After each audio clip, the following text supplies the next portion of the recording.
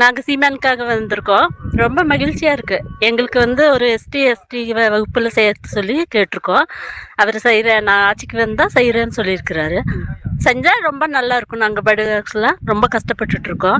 ஒரு ரேட்டுக்கு ஒரு நிரந்தரமாக ஒரு தீர்வு வரணும்னு கேட்டுக்கிறோம். சந்தோஷமா இருக்கு. அவர் ஒரு தனிப்பட்ட கட்சியா இங்க எங்களுக்கு வந்திருக்காருன்னா எங்க ஊருக்கே ஒரு பெருமையா இருக்குன்னு கேட்டுக்கிறோம்.